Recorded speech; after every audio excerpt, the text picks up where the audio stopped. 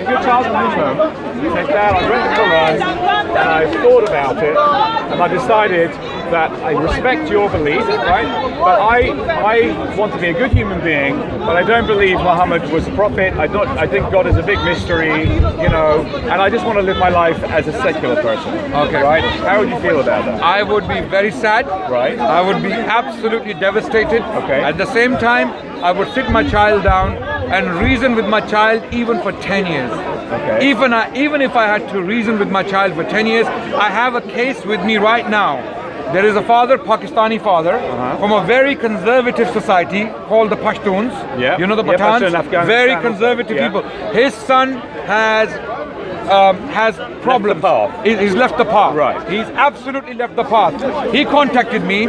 He said, I have been trying to reason with my son for a very long time. Right. I said to him, what advice did I give him? Continue with love and compassion. Right. Be generous. Do not let your child feel that you hate that child because of the decision he's made or she has made. Continue with love and compassion. And I asked him to bring your child to me and we will sit down and have an intelligent discussion and see how we can solve this problem. So we don't believe in, okay? We don't believe in that. We don't believe in that. And people who try to put this out there that the Muslims are vicious barbarians and they believe in an uncivilized way of life that always dictates, implement the punishment on the spot, you become the judge, the jury and the executioner. This is by the Islamic law haram, what we call prohibited. Yeah, forbidden, yeah. Prohibited, it's forbidden. Haram. You cannot take the law in your hands in any society, wherever the Muslims may be. Let me ask you That's this. why we are against terrorism. That's why we are against terrorism. I read the Quran in English, because I don't speak Arabic. Yeah. And this is one of the impressions I got from the Quran, Yeah. right? It seemed to suggest that if I'm a non-believer, whatever that means, right? If I'm a non-believer, I'm going to be punished. Right. Like that my non-belief is a choice, which I don't think it is. I think believing is just you're either lucky or unlucky enough to believe. Right. Right. And number two, like it's a terrible thing if you don't believe, even if you behave in the most amazing way and you're very kind, generous, but you have doubts or you don't believe. It seems to me from reading the Quran, and I may have misread it, so I'm asking you, that you're condemned as a non-believer. What do you think about that? Is that a misunderstanding of That's mine? a misunderstanding. Okay, so what does it really mean? Because I will always talk with references. Okay. When you will bring a question, it's a valid question, it's an intelligent question, and many people have this question. I will respond it directly from the Quran. Chapter 60 of the Quran, verse 8, clearly states that those non-believers who do not fight you for your faith and do not drive you out of your homes, God does not forbid you from being kind to them. We the Muslims have been commanded by God to be kind to non-Muslims directly. I'm not talking about non-Muslims, I'm talking about Muslims who decide that it's not for them. Right. Forget about non-Muslims for a minute. Okay. There is no problem. Right. If a Muslim decides that he doesn't want to believe in Islam, there is no problem. Unless that person comes out in public and encourages others to do the same. When it becomes public, it's a different matter altogether. Why? Because it's a social faith. Islam is a social faith. Again, it comes back to freedom of speech laws. Okay, there are certain things you can say in societies, and there are certain Why do things. you care if you're so You may sure, disagree with that. If you're so sure about your faith, not you personally, but if religious people are so sure about their faith, and I come out and I say, look, not only do I doubt the faith, I want to be secular, but I'd like whoever else wants to come and join me. Why are you so afraid of? Let me you live your life, and I'll live my life with my friends, and we'll have a discussion. No problem with that. Some people will go with you. I made it very clear. I made it very clear. We have to have laws against it and violence. I have no problem. I have made it very clear. We as Muslims have no problem with people being secular. They want to drink, including Muslims. Right. They want to drink. They want to have sex on the beach. They want to have orgies and wild parties and sniff cocaine. By all means, go and do it. It's your life. Right. Okay, but don't encourage others to do it, because that's when the law comes in. You cannot encourage others. You wanna live your life. You wanna go to Brazil, have the party on the beach, go and do it. We have no problem with that. It's your life. we as Muslims, let me clarify very quickly. We as Muslims, as a community, global community, have no problem with the choices people make individually. That's not true. But when those choices, that's not true. Homosexuality, for example, in many Muslim countries, homosexuality is illegal and punishable by death or violence. Yeah, that's right. So if somebody happens to be born with a particular, it's not punished by death. By the way, I don't know which country you're talking about. It's in the Sharia law, and just recently the Sultan of Brunei said we won't actually enforce it because people stopped staying in the Dorchester Hotel, right? But he said he's going to enforce it. And in other countries, my understanding is Iran, for example, it's enforced in Iran. Okay. And I think even Pakistan. If I'm gay and I go with my gay boyfriend and I stay in a hotel and everybody knows and there are witnesses, I don't know whatever, I can be punished. Okay. Yeah? That's a good point. Let's talk about it. A very good point. You're raising very intelligent questions and we want to address them. If someone wants to be homosexual in a Muslim state, in a Muslim country, you can be homosexual in your home. Do what you want. Okay? Do it however you want. 100%. The moment you bring it in public and you want other people to be like you, then there is a law. Islam, you see, Islamic societies are based upon a divine law. We believe in a divine law. We do not have the power to change it. That law cannot be changed because we believe it is from God. God created us, He gave us a law to live by. Let me finish. Okay, in that law, if there's a clause that you cannot do X, Y, and Z, we have to live by that. We can't be hypocrites. Wait, hang on a second. I understand that you and other Muslims believe what they want to believe about God and divine law. The problem is there's 7.5 billion people on the planet, right? And we potentially could all believe different things. And the question is, what right do you have, right, to enforce by violence, right, your belief system about divine law on someone else, another Muslim, a member of your family, a non-Muslim? What right do you have to do that? You're entitled to your belief, and you and your friends you want to believe and hang out together, whatever. But like when someone's born into the world, what right do you have? And before you answer the question, I want to just come back to my original question, which you didn't really answer. You told me that chapter, that Surah 60, blah blah blah.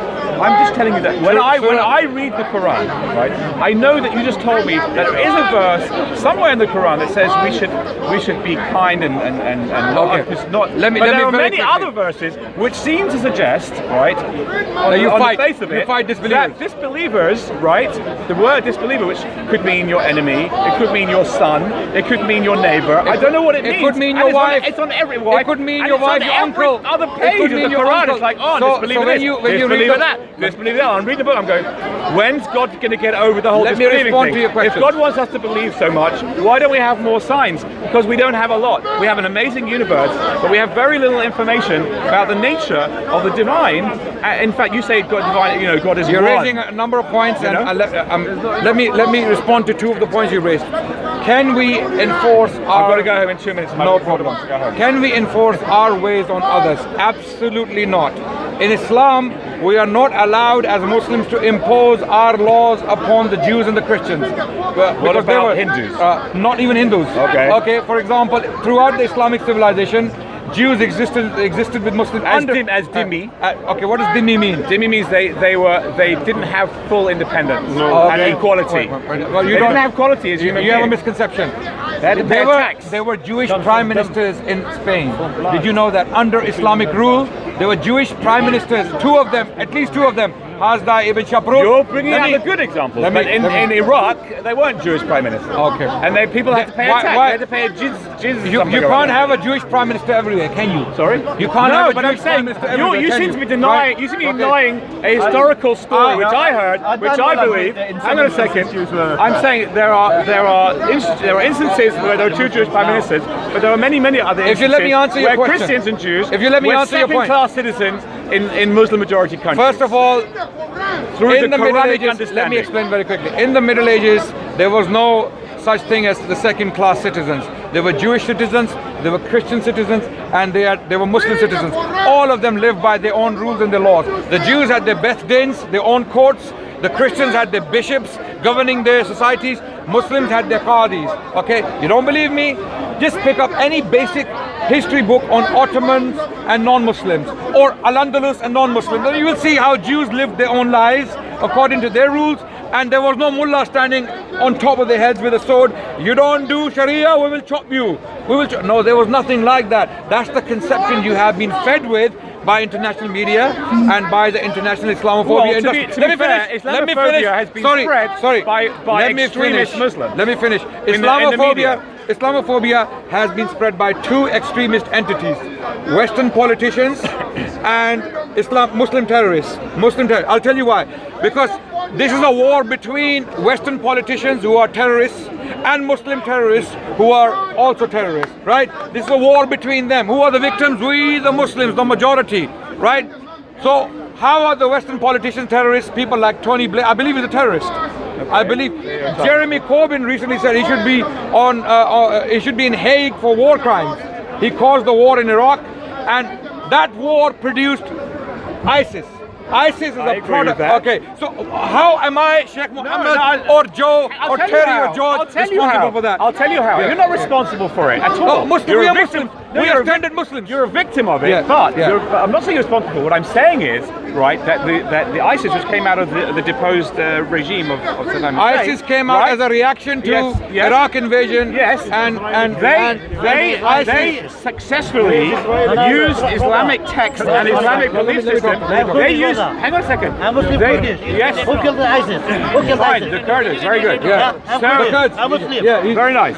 I'm saying that they successfully used Quranic ideas and Islamic texts and Islamic laws, yes, through their disgusting interpretation of Islam, right? And they said, they said our terrorism, this is our understanding of Islam, and they found succor in the text of the Quran, the same text that you read. So tell me, which text in the Quran allows the killing of innocent people? ISIS has been killing innocent people. Tell me which text, which verse in the Quran even indirectly allows the killing of innocent people. Okay, let me ask you a question because I'm not familiar enough with the Quran.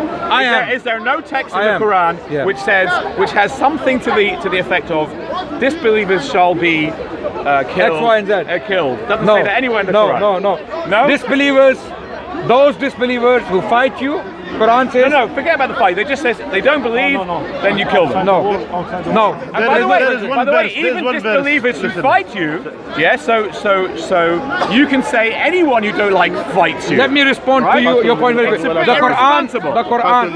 I've got to go. Are you here every Sunday? Last point before you go. The Quran has many verses on peace, on war, on diplomacy, on wives, on children, on orphans, on society at large. Quran is a book of law. Like the Torah for the Jewish people, the Quran is for us. It is a book of law. It has rules on everything. So how do we actually practice the Quran? By following the Quran and the prophetic example. Prophet told us, in the light of the Quran, when you are in conflict, when you have been attacked and you have to defend yourselves, okay, do not kill women, do not kill children, do not kill non-combatants, do not cut trees, do not destroy crops, do not demolish buildings, do not kill monks, do not kill elderly. All of these rules are there in the teachings of Prophet Muhammad in the light of the Quran. So Quran tells us what? In chapter 2, verse 190, 191 and 192. Quran tells us, fight those who fight you and drive you out of your homes. Fight, defend yourself. Defend yourself. وَلَا تَعْتَدُوا, and do not transgress limits. What is transgression? I've got to go. What I just told you. Very nice talking to you. Thank you so much.